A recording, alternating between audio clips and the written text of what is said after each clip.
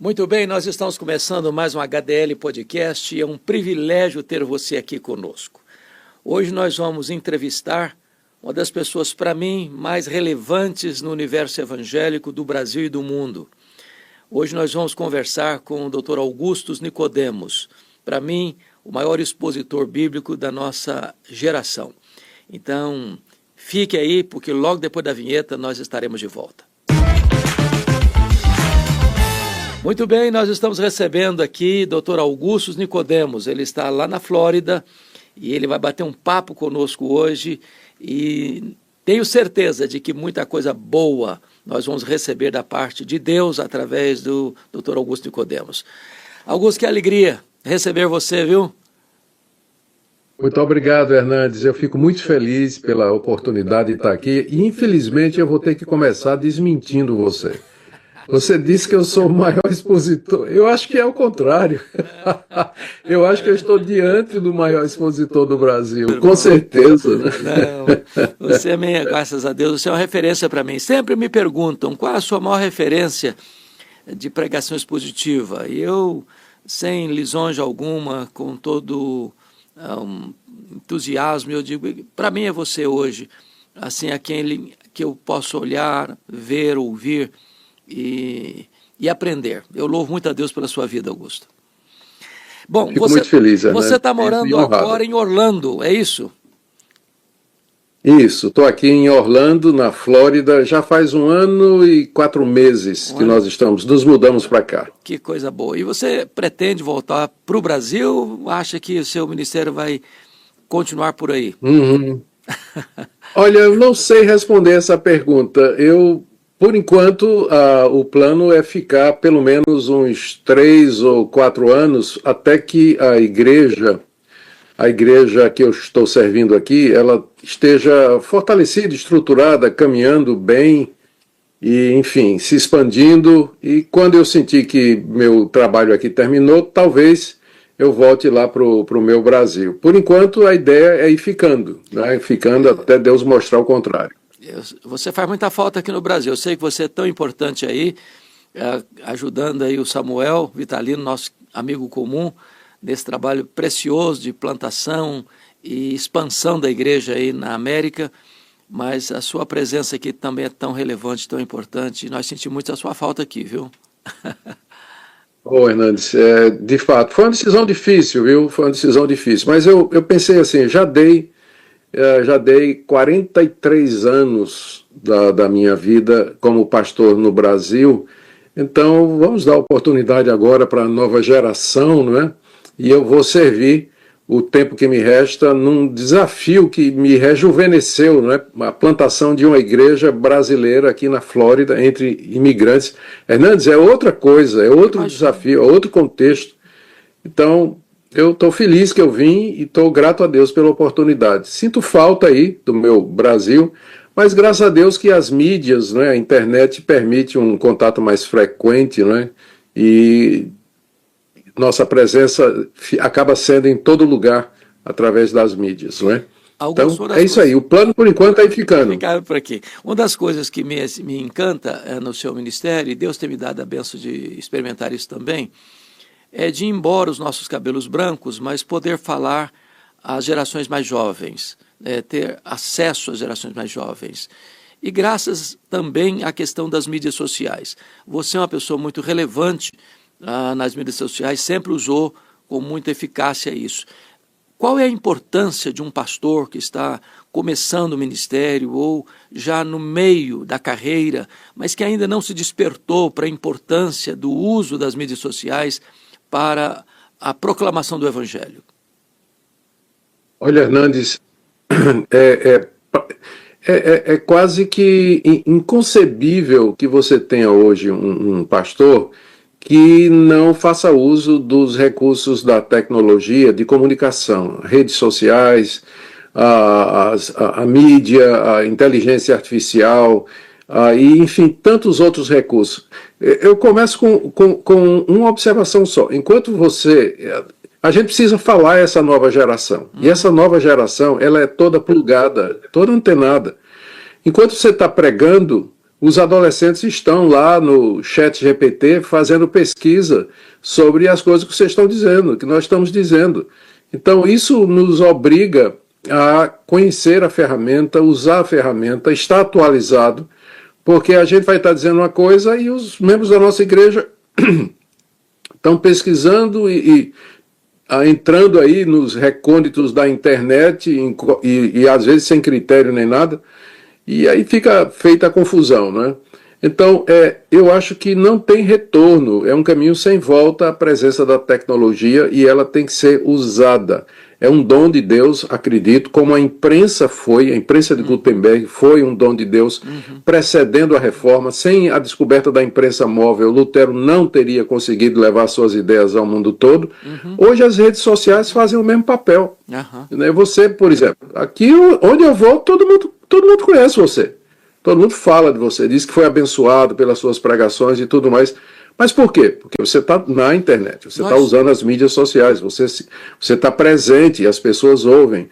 Então, hoje em dia, para ser relevante, para fazer a diferença, para ser ouvido, o pastor tem que estar na rede social.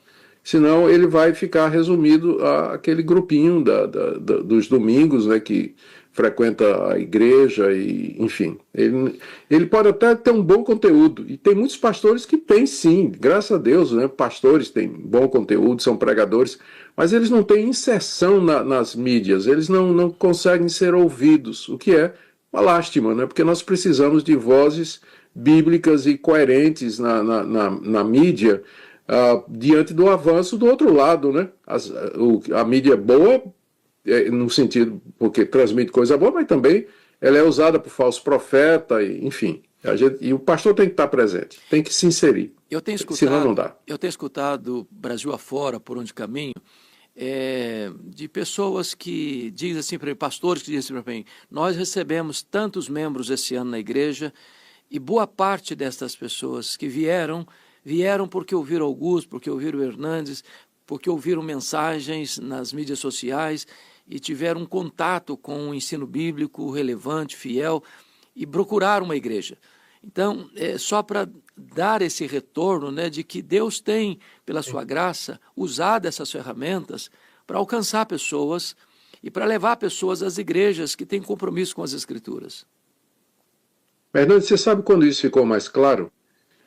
A pandemia. Muita gente a gente olha para a pandemia e diz assim, foi uma catástrofe, uma tragédia, né? Morreu gente e tudo mais. Mas é interessante como Deus usa essas coisas. Durante a pandemia e o fechamento das igrejas, membros de igrejas que proibiam, né, que os membros assistissem outros pastores ou fosse para a rede social escutar os programas de outros pastores, elas se viram sem resposta e sem conteúdo para os seus membros, porque os cultos eram só presenciais, só tinha coisa presencial, não podia mais. Aí os membros foram para a internet. E quem eles descobriram lá? HDL, Augustus e muitos outros lá. E aí a quantidade de gente que saiu, que está saindo de seitas e de igrejas arrebentadas aí, igrejas que são uma tragédia, e vindo procurar a igreja reformada, é muito grande. Mas aconteceu durante a pandemia. Exatamente foi um porque muito decisivo. Pastores... Decisivo. Eu acho que Deus usou isso aí para um despertamento espiritual no meio desses grupos. E até hoje a gente está colhendo os benefícios disso aí, recebendo gente nas igrejas que se converteu durante a pandemia, ou então abriu os olhos durante a pandemia, exatamente por conta de ministérios como o seu e de outros colegas que estão bem inseridos nas redes sociais. Augusto, eu escuto também de pastores, como você disse, que têm uma boa mensagem, são fiéis às Escrituras, que pregam com graça de Deus, mas apenas entre quatro paredes, apenas para a sua congregação. E diz, não, eu não vou investir porque o meu alcance é muito pequeno, eu não tenho seguidores. E qual a palavra que você tem para dar para essas pessoas que estão desanimadas ou desencorajadas ou não despertadas ainda para o uso das mídias sociais porque tem poucos seguidores? Vamos dizer, você chegou a esses números de seguidores, mas não foi de ontem para cá, né? Você está elaborando com isso há muito tempo. Eu também, há muito tempo. Qual a palavra que você tem para esse pastor que ainda não foi despertado porque acha que ele tem poucos seguidores e não vai alcançar tanta gente? Olha, a gente nunca tem ideia de onde vai cair a semente. Você pode ter poucos seguidores, mas você não tem realmente ideia do alcance. Porque, vamos supor, você tem 100 seguidores, tá? 100, 150, 200 seguidores, que é um número relativamente pequeno, né? Pensando em termos proporcionais. Um de... Você não sabe, você pregou um sermão no domingo. Então, um daqueles seguidores pega aquele seu sermão ou faz um recorte e ele passa para outra pessoa, que vai passar para outra pessoa. É impossível a gente saber o alcance da nossa palavra nas redes sociais, mesmo que você tenha poucos seguidores, mesmo que você tenha pouco. Aquilo que você falou, de vez em quando cai no meu feed aqui, uma mensagem ou uma palavra de alguém cuja visibilidade. Eu vou dar uma olhada lá, a pessoa tem 200 seguidores, mas alguém deles, né, algum deles deu visibilidade, engajamento. Então sempre há a semeadura, a gente joga a semente e a gente não sabe onde ela vai cair e aonde o vento vai levar essa semente e em que coração Exato. ela vai cair. Então, ainda que uma pessoa ouça, se interesse e transmita e ela replique aquela mensagem, né, forward, ela reencaminha aquela mensagem, de repente cai no coração de uma pessoa e você foi abençoado. Glória. Então não desanime, continue. Lembre que Deus deu diferentes dons e talentos. A uns, lembra que na parábola do semeador a semente produz 30, 60 e a 100. Então, a uns Deus dá 30, outros 60, outros a 100, mas o que importa é a boa semente que foi semeada. Então, encorajo e animo você a prosseguir. O que Deus quer é que a gente seja fiel. 1 Coríntios capítulo 4, verso 2. Sucesso e número, isso aí ele dá a quem ele quer. Mas ele exige de nós fidelidade. Seja fiel, Deus vai usar o seu ministério, o menor que pareça. Ainda nesse ponto, vejo que também algumas igrejas, até igrejas de tamanho médio, até grande, com poder econômico robusto, às vezes não investem, essas igrejas não investem numa boa qualidade de som, numa boa transmissão das imagens, numa boa captação das imagens, numa boa plataforma. Que palavra você tem para dar para essas igrejas que têm os recursos necessários, mas ainda não investiram, não estão investindo ainda, para que esta mensagem se torne mais clara, com mais visibilidade, com mais amplitude? A minha palavra é que abra os olhos. É um investimento que vale a pena. Hoje, o mundo é digital. O mundo, a realidade ocorre nas telas. As pessoas estão plugadas, estão antenadas a maior parte do tempo delas, da vida delas. Essa nova geração, ela já nasce sabendo das coisas, já nasce, maneira de falar, né? Mas Isso ela, mesmo. então, a gente tem que investir. Se você tem uma transmissão que é pobre, é mal feito, é amador, o pessoal que Vai está para outro. acostumado a ver coisa de qualidade vai para outro. Exato. Então, invista na qualidade do som, no cenário, na qualidade da câmera, na qualidade do pessoal. Bota esse pessoal voluntário da sua igreja para fazer treinamento, saber como usar a câmera direitinho, o som, a luz, o mais importante de tudo, você sabe disso, a luz é super importante nisso aí, a iluminação. Então, tudo isso é um investimento que vai valer a pena, vai valer a pena. Qualidade. Eu estava assistindo a um vídeo recentemente de um influencer, ele é chamado de influencer, mas ele tem poucos seguidores, não é muita coisa não, comparado com os grandes que tem aí. Era um vídeo de uns 40 minutos. A qualidade do vídeo era impressionante. O cenário, as duas câmeras pegando transversal, o som, que você ficava... Eu assisti o vídeo todo. Eu geralmente eu costumo fazer isso, né? Impressionado com a qualidade e aquilo captura.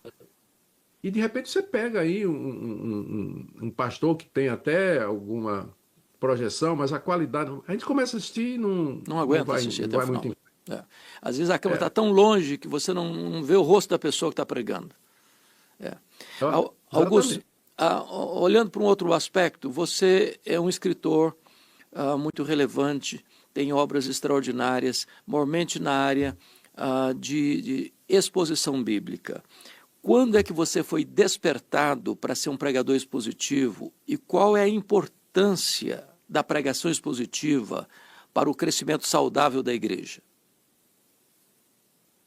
Eu fui despertado no meu tempo de seminário ainda, com uma exposição de Ray Stedman em 1 Coríntios.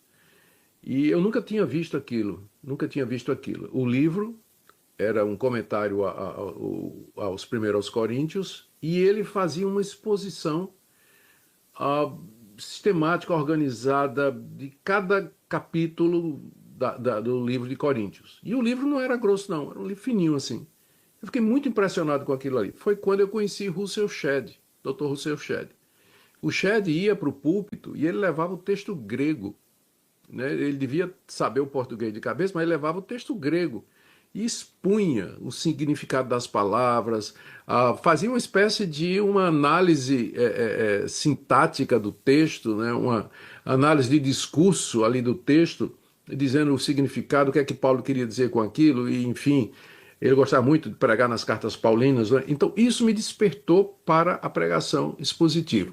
Aí eu comecei a ler Martin Lloyd-Jones, Pregação e Pregadores, que é um livro clássico nessa área também. E isso me animou a prosseguir. Mas eu creio que o que moldou a minha forma de expor a palavra foram os meus estudos na África do Sul, em meu mestrado em Novo Testamento, com um professor sul-africano chamado Fica, F-I-C-K-A, onde ele deu análise de discurso e mostrou como a gente pode ler o texto e verificar o fluxo do texto, o fluxo do pensamento do autor. O que é que ele quer dizer?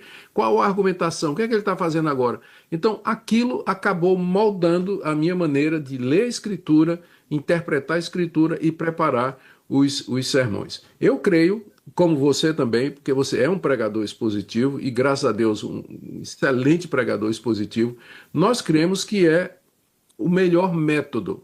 Ele não é único, porque aí nós teríamos que dizer que Charles Spurgeon foi irrelevante. O Spurgeon não era Não era positivo, expositivo. né? Não. Mas eu creio que a pregação expositiva é a melhor maneira de pregar a palavra de Deus. Ela nos aproxima do texto. Eu costumo explicar assim: na pregação expositiva, o seu sermão está no texto. Em todas as outras, o texto está no sermão. Então, a diferença boa não colocação. é ótima. Não estou dizendo que as outras formas não são usadas por Deus. Seria contrariar a história e a realidade. Claro. Mas a experiência e o conselho de Paulo a Timóteo, prega a palavra, me convencem de que a pregação expositiva é o melhor método de pregação hoje. E que está fazendo falta nos púlpitos. Exatamente. Há uma outra coisa que você tem a bênção de ser um escritor, eu tenho o privilégio também de ser escritor, e eu tenho, por onde passo, encorajado alguns colegas que têm um bom conteúdo, excelente conteúdo, mas que não foi despertado para escrever. Que palavra você tem para dar para um pastor ou um leigo, seja outra pessoa que não seja pastor, mas que tem um conteúdo bíblico sólido, que tem um conhecimento geral, abrangente, e que não foi despertado, mas que pode ser despertado para ser um escritor e deixar um legado para as futuras gerações? Que palavra você daria para essa pessoa? Olha, Hernandes, eu já publiquei mais de 60 livros. Eu acho que no universo evangélico eu só perco para um determinado escritor que está diante de mim. Isso é ótimo. E não foi fácil no começo. E você sabe, deve saber disso também. Não é fácil no começo, porque a questão não é nem você ter um bom conteúdo, um livro pronto. A questão é você encontrar quem publique. Porque as editoras, mesmo as editoras evangélicas, elas são business, elas são negócio, elas precisam publicar alguma coisa que vai vender. Claro. Né? Então, A primeira coisa que eu diria para esse colega que tem um bom conteúdo é que ele faça duas coisas. Ele prepare esse bom conteúdo e ele consiga contatos, amigos, pessoas que possam apresentar esse conteúdo a uma editora que tenha uma boa capilaridade, a uma editora que possa publicar e dar vazão. Porque o mais importante do que a publicação é a divulgação. Às vezes você tem uma editora boa, faz um trabalho excelente, dá para você um livro extraordinário, bem feito, a capa maravilhosa, a diagramação, conteúdo fantástico, mas ela não consegue fazer o livro chegar lá na estante lá do aeroporto, das livrarias, não consegue, não consegue, na Amazon, não consegue. Então tá lá, uma obra boa, mas perdida. Então, conselho, tenha uma boa obra e alguém que lhe apresente, porque foi assim mais ou menos comigo, não é alguém que deu a primeira palavra em meu favor, me encorajou e me apresentou. E porque isso é muito importante hoje, porque as editoras têm muitas propostas de gente querendo publicar livros. Se você chega recomendado por alguém que tem condições, que é conhecido e tudo mais, isso vai ser extremamente importante. E, em último caso, hoje em dia existe, Hernandes, e eu sei que você está a par disso aí, tem editoras que elas fazem uma espécie de publicação on demand. Elas pegam o seu texto, elas editam, preparam um livro, mas não printam, não imprimem. Elas fazem divulgação e elas vão imprimindo à medida que a demanda vai ocorrendo. Né? Então, tem um nomezinho, um não sei o que agora, eu esqueço agora. Então,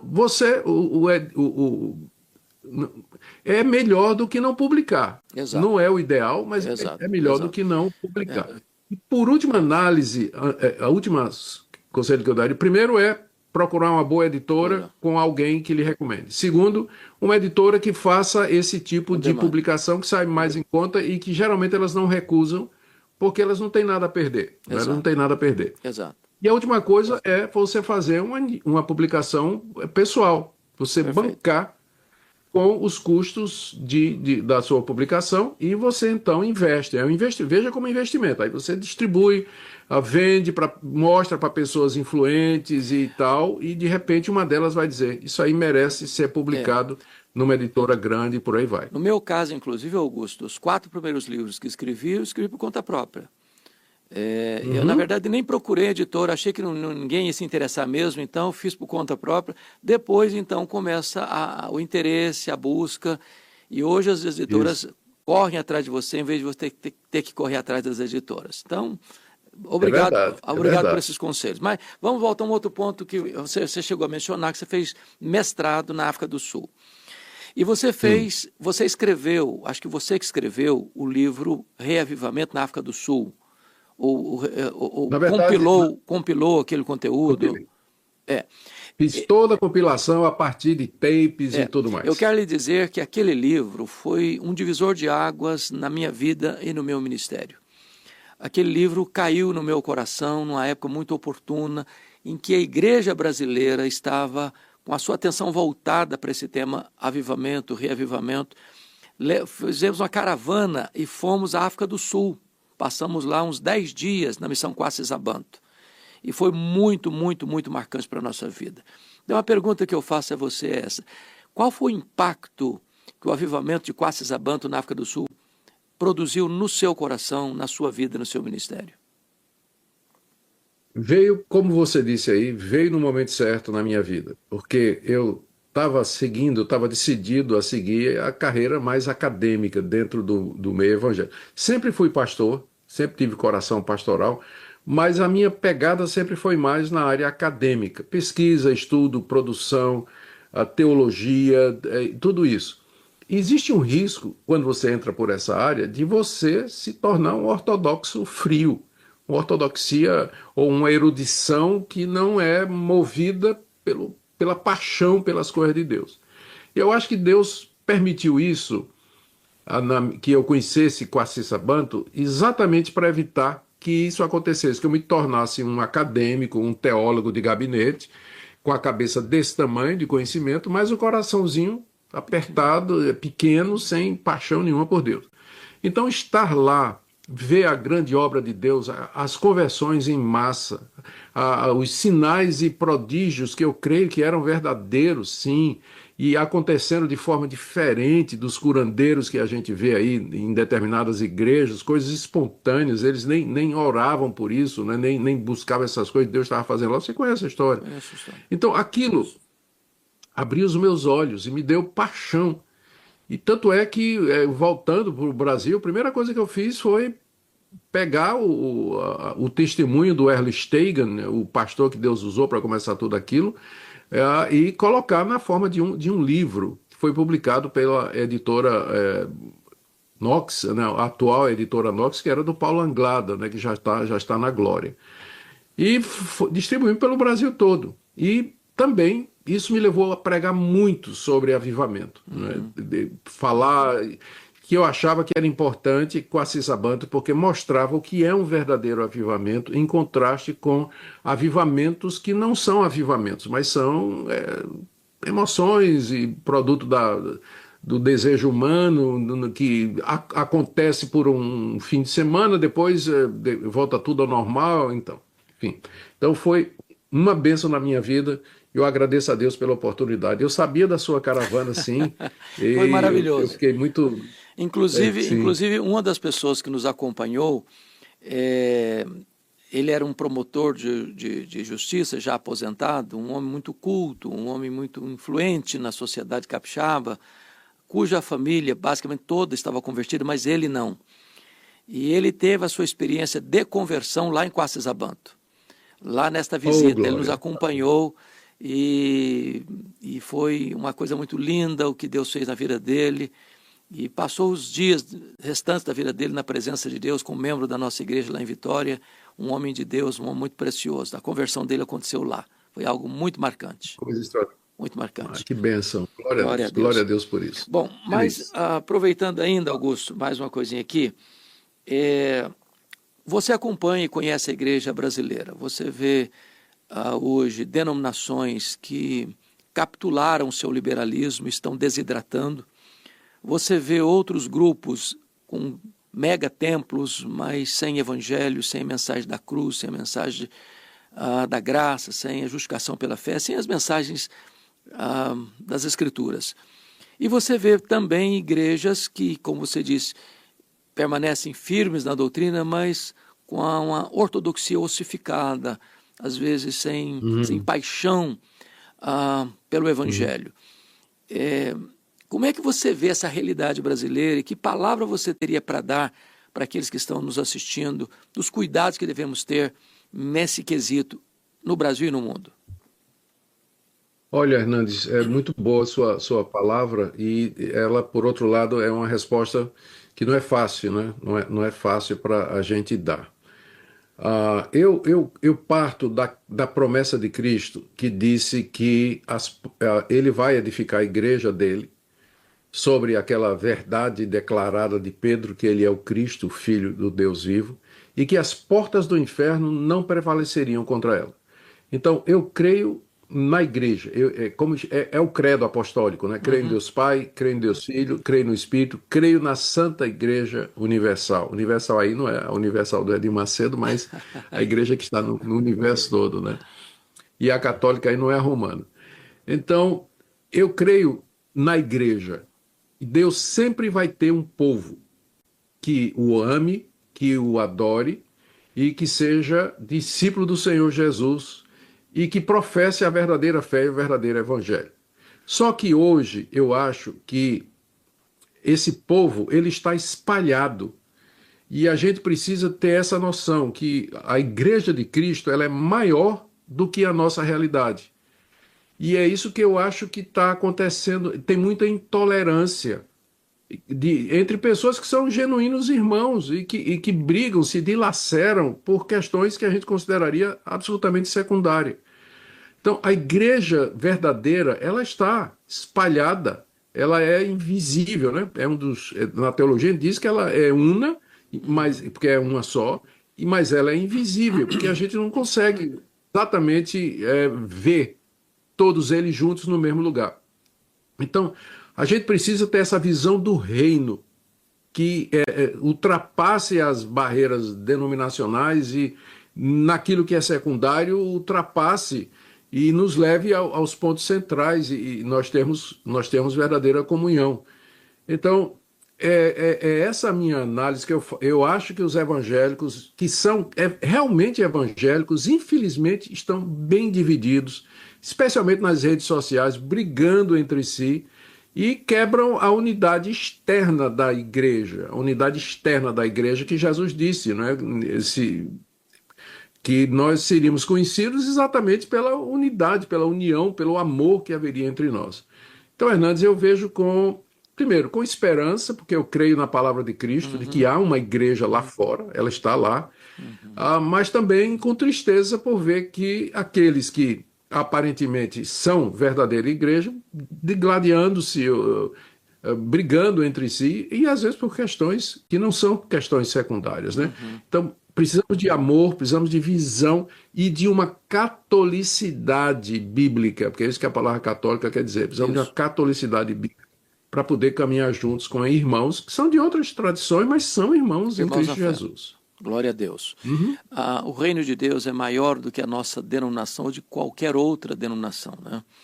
Augusto, há um fato, e você conhece esse fato, de que, seja nas igrejas históricas sobretudo, em torno aí de 60%, 80% das igrejas locais estão numa espécie de platô, né? Não há um crescimento numérico expressivo. São igrejas bíblicas, igrejas firmes na doutrina, mas igrejas que não estão crescendo numericamente. E, de certa forma, parece-nos que também nem seus pastores, nem sua liderança, nem a própria membresia está sofrendo por isso, ou está incomodado com isso. Então, você vê uma igreja fazendo 40 anos, 50 anos, 60 anos de organização e tem o mesmo número de membros que tinha lá no começo. Que palavra você tem para dar para essas comunidades que, embora bíblicas nas igrejas chamadas históricas, estão nesse platô de acomodação, sem um crescimento numérico expressivo? Que palavra para essas igrejas? Isso, Hernandes, sim. Eu começo dizendo que números, eles não dizem tudo, mas eles dizem alguma coisa. Eles podem não dizer tudo, mas eles dizem alguma coisa.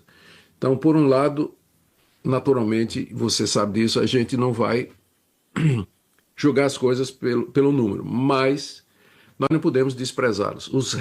Quando você lê o livro de Atos, você percebe que em determinados pontos decisivos da história da igreja, Lucas, que era o historiador, ele dá um relatório. E boa parte desses relatórios é numérico.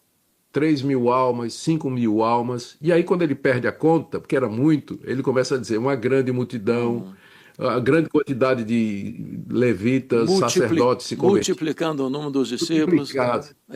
Exatamente.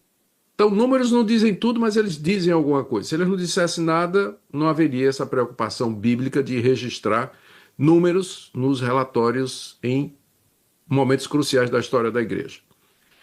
Dito isso, a gente deve levar em consideração alguma coisa. Algumas dessas igrejas, elas não crescem porque os pastores,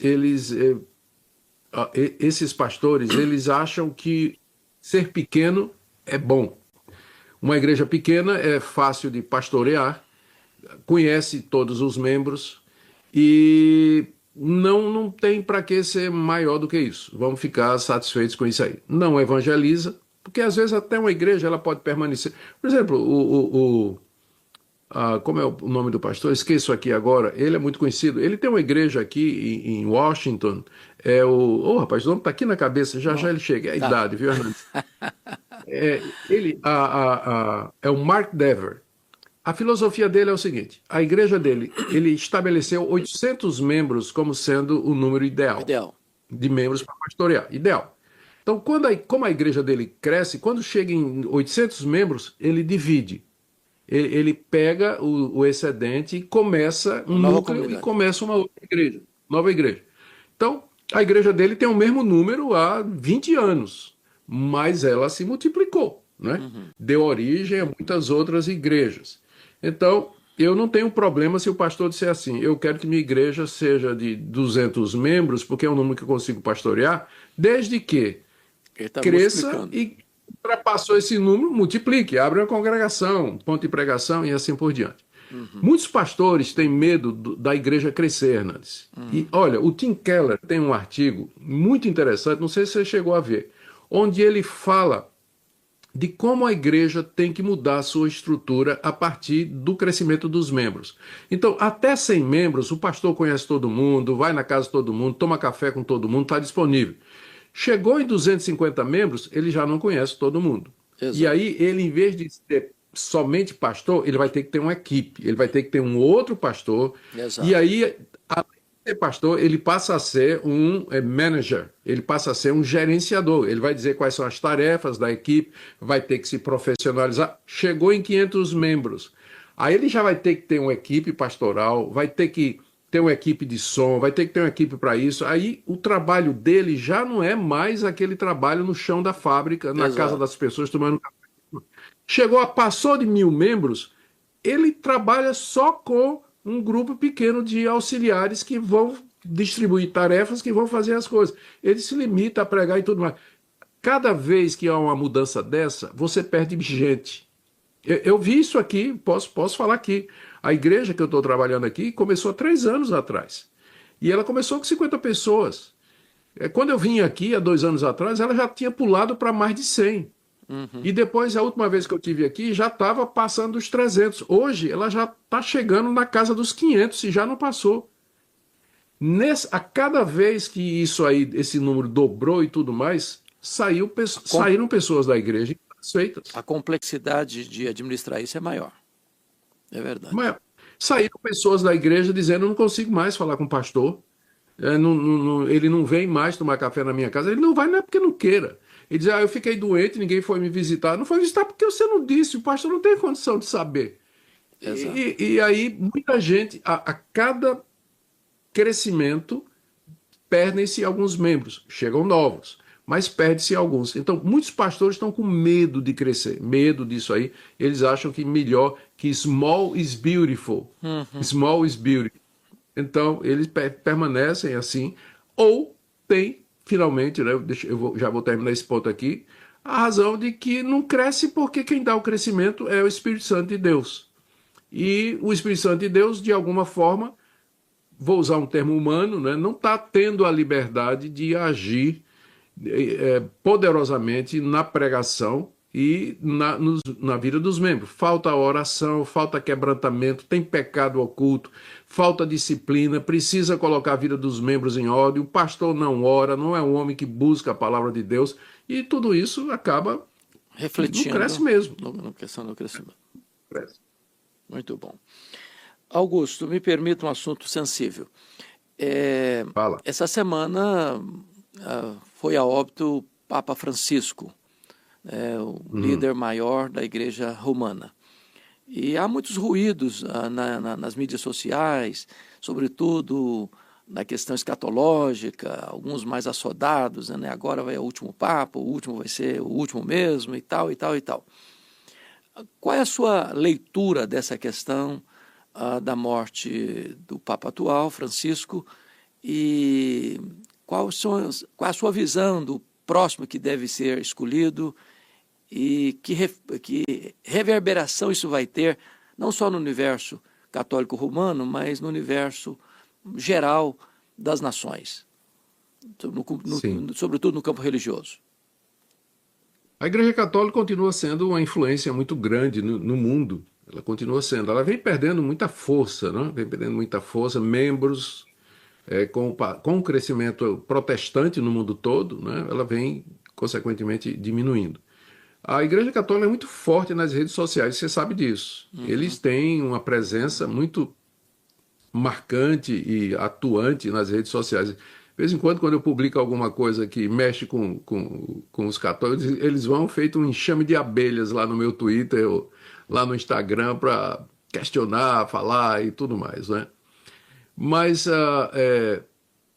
eu creio que esse Papa, esse último Papa, ele foi mais liberal do que a Igreja Católica queria, né? Eu acho que ele foi a agenda.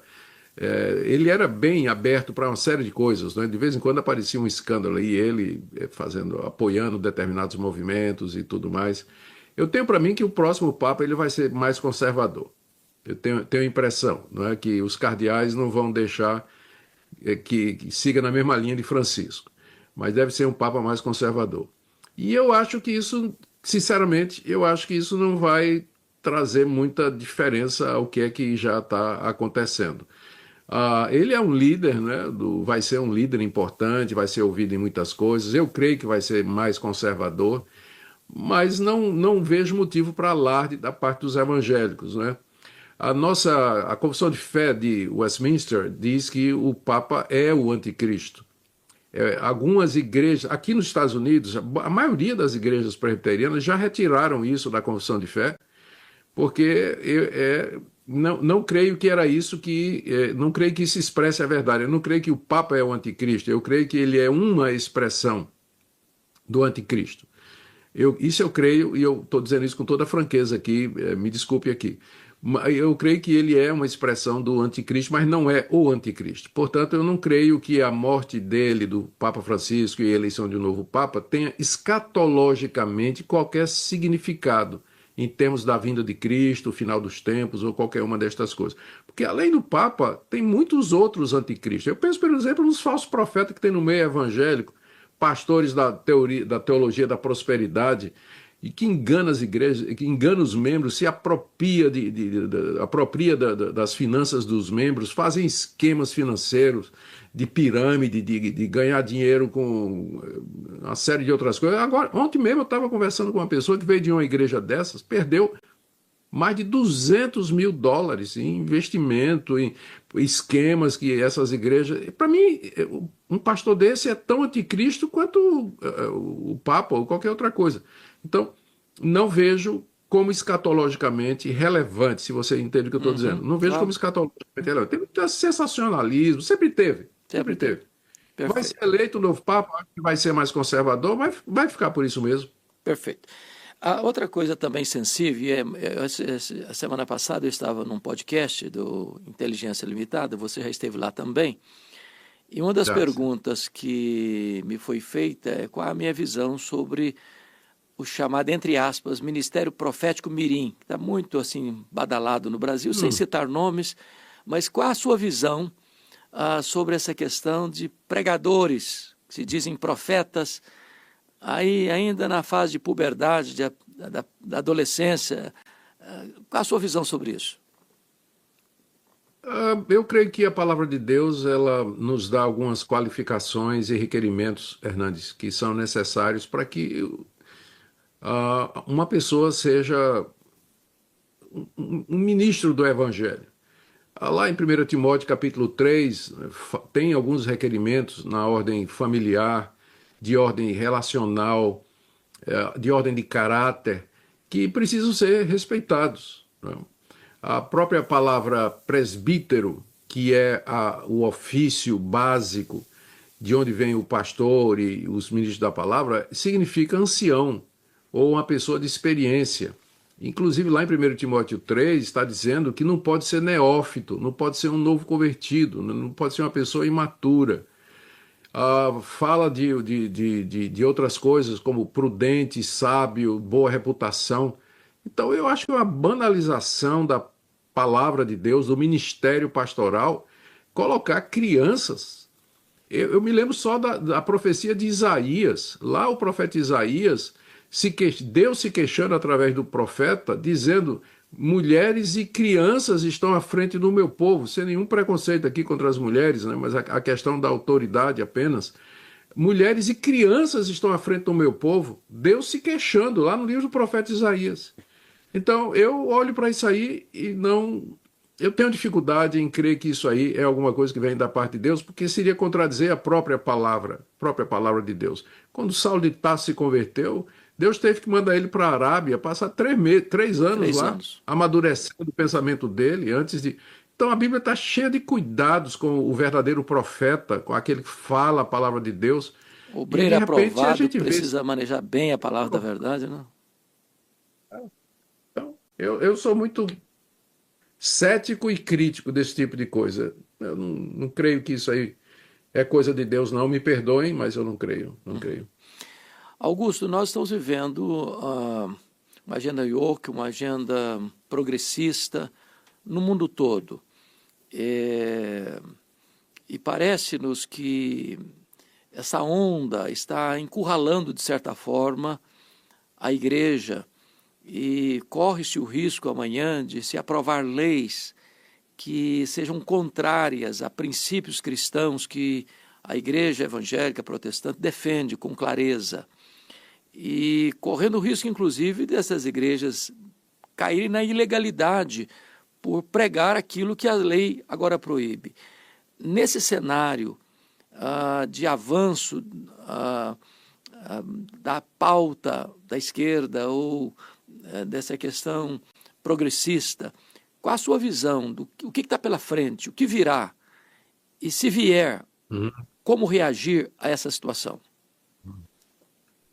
Hernandes, é excelente, né? Excelente pergunta, né? Você pintou bem o quadro que nós temos diante de nós.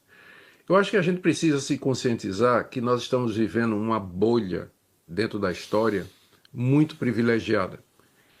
Veja só, durante os primeiros 400 anos, 350 anos da igreja cristã, ela estava na ilegalidade. O cristianismo era uma religião banida. Depois que ela foi oficializada e legalizada, ela se corrompeu.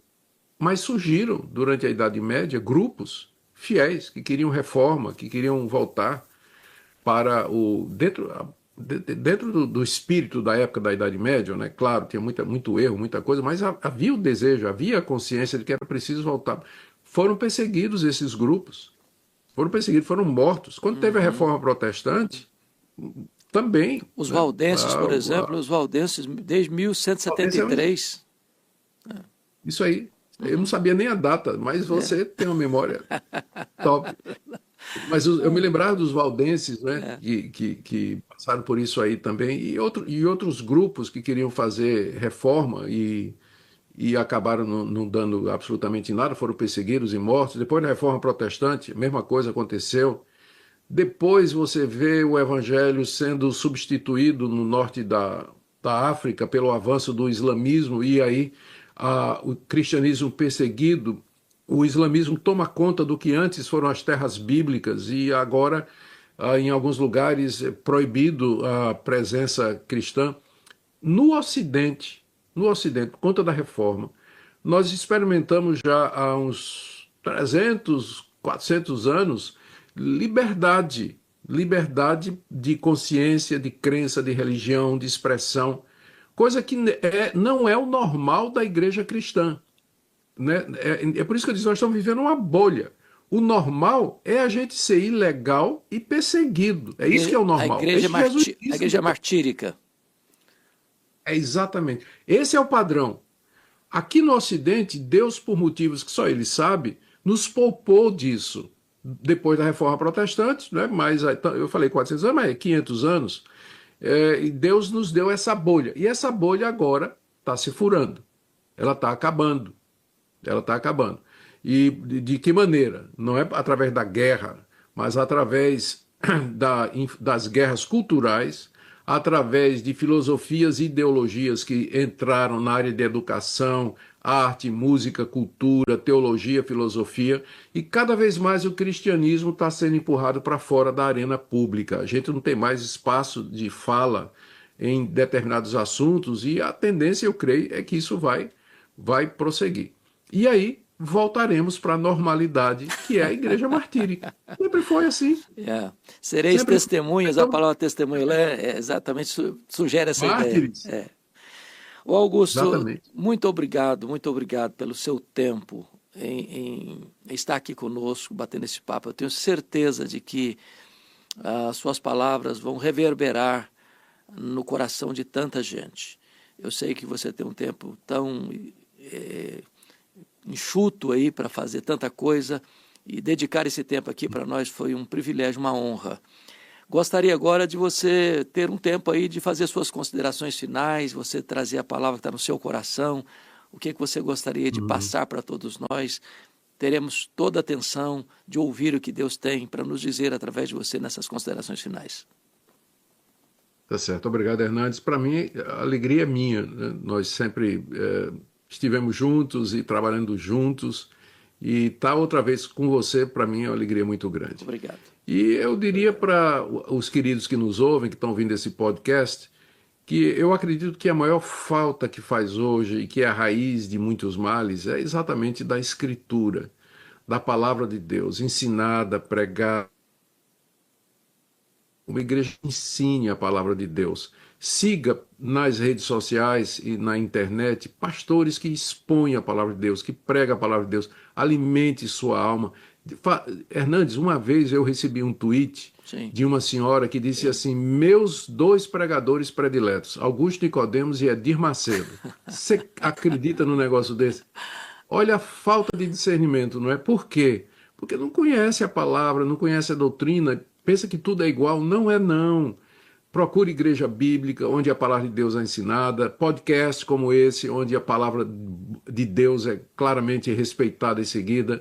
É isso que está faltando, só a Escritura, somente a palavra. É isso que está faltando no meu evangelho. Minha palavra para você é essa daí. Procure uma igreja onde a Bíblia é de fato ensinada e pregada. Encoraje seu pastor a fazer isso, expor a palavra de Deus. E eu tenho certeza que à medida que a palavra for sendo ensinada e pregada, muitos desses males que a gente vê aí serão dispersos. Essa é a minha oração. Muito obrigado, Augusto. Deus abençoe muito sua vida. Você é muito amado, um homem muito precioso, muito querido no Brasil e no mundo, e hoje eu estou muito